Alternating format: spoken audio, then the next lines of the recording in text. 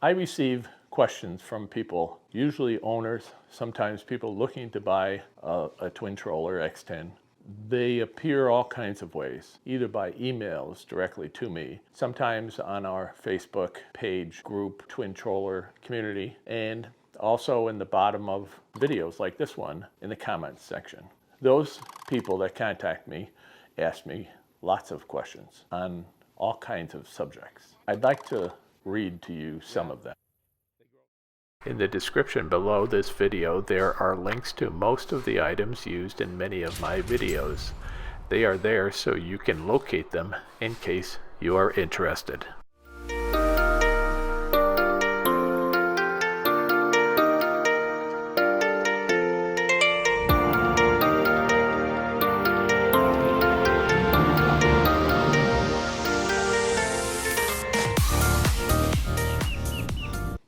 Hi, my name's Gerry, and I am a TwinTroller boat owner. Garth asked me to ask you, hopefully you'll reply below, whether or not you have raised your outboard to be a higher level than on the standard transom. And if you've done that, how did you do that? And if you did it, how well did it work? Did you see any kind of difference in the way how the boat handled? How much shallower could you run with that motor in the up position? Do you think it was more efficient to run the motor raised up like that so that the propeller is closer to the surface but not out of the water, clearly? With the motor in the up position, do you have any trouble tipping the motor forward? Did you find the motor in the boat operation to be easier with the motor raised up like that? Was the boat more maneuverable? Well, that's kind of a complicated answer to a question that Garth raises. To answer below in writing. So if you happen to have pictures of what you've done, not so much video, I have difficulty getting video to me, but pictures and maybe a little story about what you've done, how you did it, what the results were. Send it to me if you think it's more than you can just type below. And send it to TwinTrollerPicture@gmail.com. And I will post it in another video, because I think a lot of people have questions about that and how it works, whether or not they'd like to do something similar. So we'd like to learn. If you did that, please let us know. In a recent video I did talking about my boat and what I have in it, I showed a rope ladder, if you will, called a kayak self-rescue ladder that I use. That triggered a lot of response by people to say that they liked that idea, never thought about it much. If you're out of the boat, whether you fell out of the boat or jumped out of the boat, how do you get back in if you're in deeper water? This helps you. Well, one of the TwinTroller owners by the name of Bob made one. And what he did was he took a piece of aluminum pipe. Actually, I think it was the handle to a broom. And he put a rope through it and up the other side. So it made a big long loop. At the top of the loop, he then uses that to tie around something and to create a step that would be hanging down in the water. Now he used something that I'd never heard of. He used something called a weighted rope. I never heard that term before, but apparently it's a rope that doesn't float. And he used that, and the weight of the metal bar allowed it to sink into the water where he could step on it and then use that to try to get back into the boat. Neat idea, Bob. Another boat owner by the name of Ed asked me if he sent me a link to a product and asked me kind of do I use it, and suggested that I do. And it's called a Stakeout Pole. Let me show you the whole length because I can't get it in the camera. This is 8 feet long, and it's attached to a double section of bungee cord to absorb shock, a float with a hook, goes to a rope which goes around the handle. Well, what is a stakeout pole? What the heck is this thing? Well, if you're in shallow enough water to use this and you want to anchor the boat, I don't want to hit the ceiling, you stick this in the water and you drive it down into the bottom of the lake with the handle and it stays put. Now you have this in the water, this hanging out. This you can attach to the boat somehow, clip it on, whatever. But let me show you another way that it is used. This idea of a stakeout pole basically comes from kayakers. You know who they are. Those are twin troller owners before we figured out that a twin troller existed. We used to have kayaks too, including me. Not anymore. I kept my stakeout pole from my kayak, and I also kept this. One way to use the stakeout pole is to use a trolley on the boat. They have them on kayaks. This one came from my kayak, I kept it. And on each end of the boat, you attach this little pulley on each end. And when you get all done, it will look like this. There'll be a pulley with the rope running the length of the boat all the way back to the other pulley. And in the middle of that, there are the other line. It's kind of like this, you know, it looks like that. One of them has these two rings attached, and this is a bungee cord in the middle. This is a solid rope, no give. This is for shock purposes. And you take this and attach the clip to the ring, so now it's attached to the side of the boat. Now you can fish like this, and let's assume that the wind is coming from here. If your boat is like this in the wind, and you have your stakeout pole here, the line comes to the middle of the boat, now the boat is like this. Well, let's say you want to now turn the boat to go look like this, or go back like this.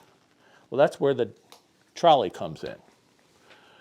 You then pull that rope, you reach down over the side, pull it, and keep pulling, pulling, pulling until this gets into the front of it. This is just like a clothesline. This is now in the front of the boat. So the boat has now changed from being connected to the stakeout pole like this. It's now connected like that. And now you're facing this way, you can fish wherever you want to fish. Let's say you want to go the other way, you just reach over the side, pull the rope, and the boat will now go this way. I hope that makes sense. Well, I don't fish that way. I'm not fishing in a single position where I don't move and I'm throwing whatever. If I was throwing live bait on a bobber, I may wind up anchoring somehow. I might throw a pole over here with a shiner on it, another one over here, maybe even another one here. And I could wind up using the stakeout pole. That's just not the way how I fish. I'm usually moving. I'm usually throwing moving baits, plastic worm. I'm using my trolling motor to hold me in place, not something stuck to the ground. You could also use a regular anchor, throw it over the side, tie it with a rope, and then you're anchored and you could fish that way too. This pole is 8 foot long.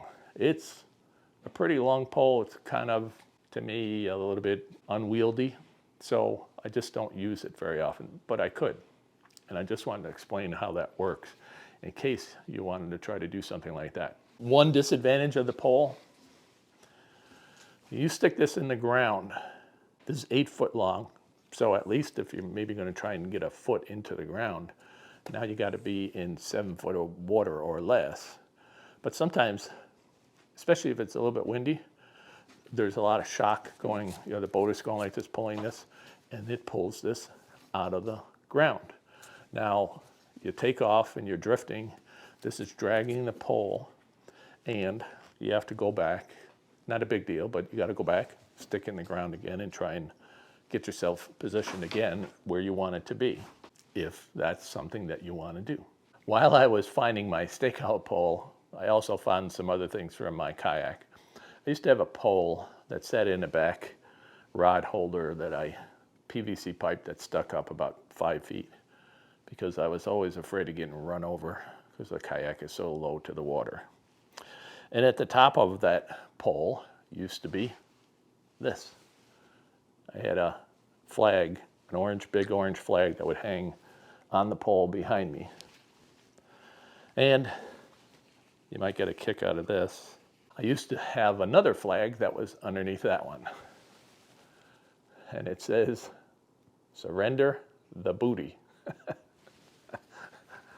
Maybe someday I would put that back on a TwinTroller, but not yet. William, on one of my videos, commented that I must have been a Boy Scout. I really was a Boy Scout, and the next level up is an explorer, and I was an explorer also. It really did shape my life. It allowed me to think about being prepared, which is the Boy Scout motto, be prepared. So when I'm in the boat, before I go, I think about what would I do if there was something wrong on the water, and what would I need with me to be prepared. And you see that in many of my videos, the things that I carry and the reasons why I carry them. I got contacted by Dennis once. In a conversation, he happened to express the idea that he wants to change the color of his boat. I think he wanted to paint it. I'm not sure how that's going. Dennis, if you made any progress on that, let us know. I think some of us would like to see if you were successful. I suppose you could do a wrap, and you can see on Ted's boat, he did a wrap on his TwinTroller in camo colored. But I suppose you could buy that in a particular color and see how well that worked. Ron has asked me questions about my throttle extension, where I got it, how do I use it, how does it attach, all that kind of stuff. And I have covered that in previous videos, but these are the kinds of questions that sometimes I get. I thought maybe you might be interested to know. One more question that I get is about people say that they sometimes have water in their boat, in the hull. Or how do I seal a hole after I've taken a screw out of or something like that. I kind of explained this in depth on, I think it was our Facebook page, but let me cover it here. I use a product. It's a 3M product. It's called Marine Adhesive Sealant Fast Cure. It's a 4200. This is what it looks like, 4200. Now they also make this in a 5200. And what's the difference? 4200 is a semi-permanent adhesive. And I use this on the screws to the grates underneath the boat. When I pulled my original transducer off, I put it in a movable location on PVC pipe. You've probably seen that in a video. And I had to seal those holes. They were below the water line. And I used the 4200. Now it comes with this little tube. You nip off the end if you wanted to make it a tiny little bit. Things like that, I just kind of squeeze them on my finger, stick it in the hole, wipe off the excess, and it works. But the difference between this is a semi-permanent. It stays relatively flexible. And the 5200, both of them, 4200 and 5200, are made for being below the water line. That's important. But the 5200 is made as a permanent, gets more harder, and isn't designed to be kind of on and off again. So maybe the two screws holes that I filled in when I took my transducer, I would have been maybe better off using the 5200, or more appropriately using the 5200. I'm not going to buy a whole nother tube of this just to fill two little holes like this. So I use this. I've never had an issue, and it works just fine. So that's 3M Marine Adhesive Fast Cure 4200. I think you can get it on Amazon. You might be able to get it in West Marine or any kind of a boat supply place, maybe even Walmart. So from time to time, people ask me those questions and I cover them here. If you have questions like that in the future, feel free to contact me and I'll at least try to answer your questions. I hope you learned something. That's what we're all here for, is to learn from each other. If you haven't subscribed, please do that. Share this with a friend. Give me a thumbs up if you liked what we've done. Write some questions or comments below. Thanks for watching. Bye now.